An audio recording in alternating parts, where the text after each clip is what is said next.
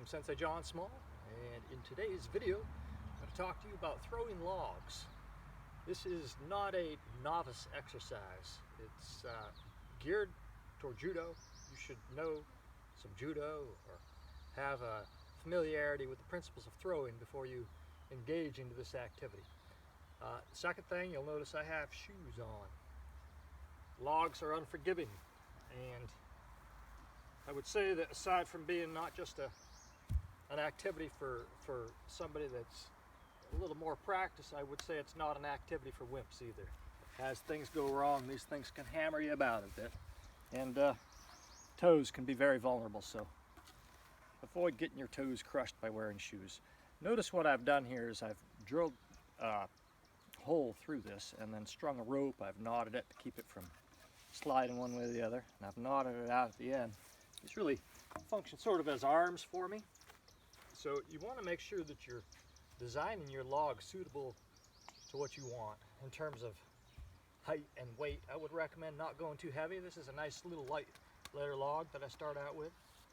I have two sizes I use, and for me, I chose to make it a little lower here. It forces me to get lower. If you refer to my video about kazushi, I talk about how you really have to get under the center of balance of something to make it throw it.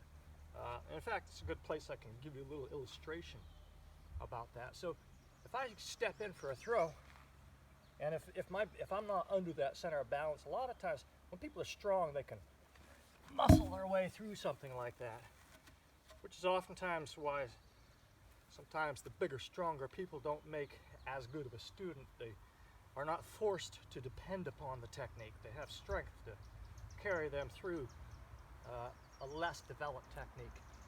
But if you don't have so much strength to work with, then you really want to work to know how to get down below that center and know where that is. And then when things go well, you can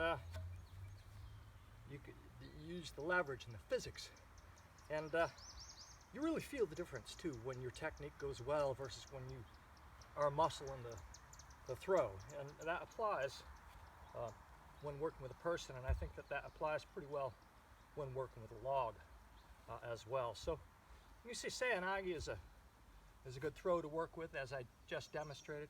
Ogoshi is another one. Get in behind the back. There's an example of why I'm glad I have shoes. I'm not so good with my left side. I like my right side a little better. Getting in and over the top. Now ideally, you want to try to land that log flat. Failure to do so means you divot your ground up a little bit, but that's kind of more in the spirit of the judo. Anyways, give you an idea of some of the other throws that you can work with. And you really, depending on what throw you're working with, you want to pay attention to what leg, what foot you think you're targeting. For example, if I want to practice no sotogari, I'm thinking that this is his right leg coming down through. I sweep it in a manner like that.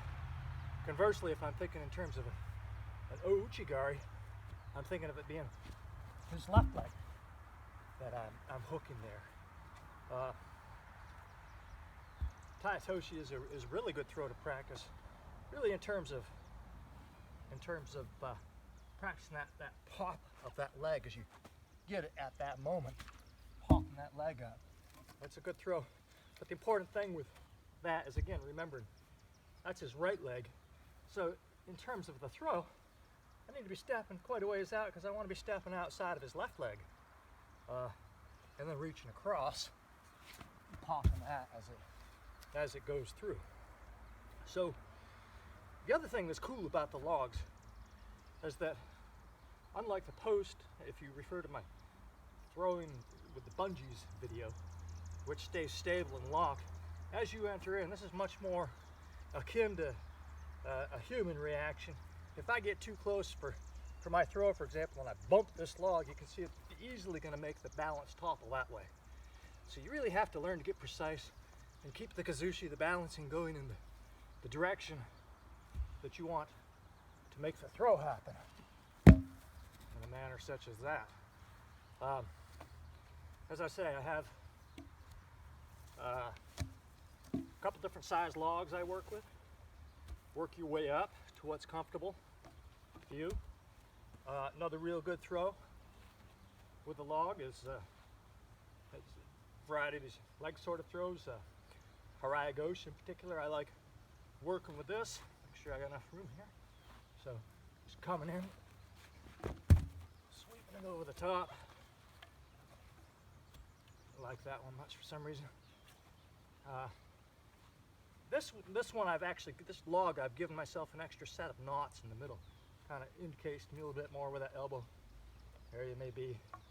So on my Harai gauche, actually what I might have done better is bringing it up around as opposed to across when working this particular log. And throwing in a manner such as that. Kataguruma was another really good throw to work with. This one's cut funky. Actually, it's good to go in that direction. So again, just stepping in and over the top. For me, I really like the logs for working my left side because my left side tends to be weaker. I like going to the right more, just naturally by throwing. And so getting out here and working with the logs, working my weak side is a great activity. As I said, really work on those principles I talked about. If you refer to my Kazushi video, that idea of sticking yourself and then turning yourself into a ball, landing the log flat on the ground, and it's a great activity, a great exercise to help you with your throwing skills, your nage waza. So, hope this gives you some idea on some new training ideas, and I'll call it good with that. No more geta gazamashita. Sayonara.